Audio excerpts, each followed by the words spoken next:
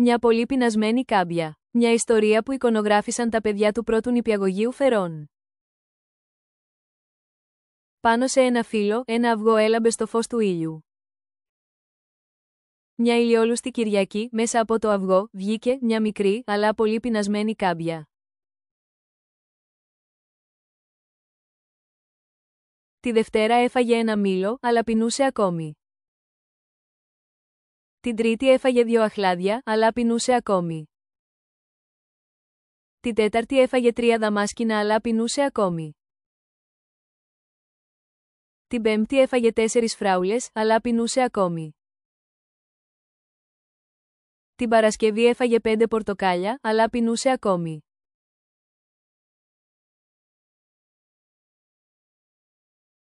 Το Σάββατο έφαγε πολλά γλυκά και πόνεσε η κοιλιά της.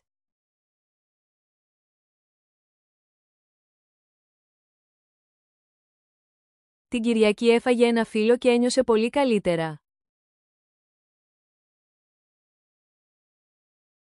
Όμως δεν ήταν πια μια μικρή κάμπια. Ήταν μια τεράστια κάμπια.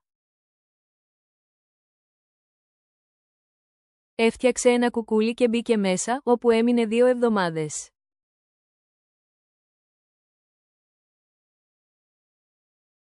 Μετά τρύπησε το κουκούλι και βγήκε από μέσα μια όμορφη χρωματιστή πεταλούδα.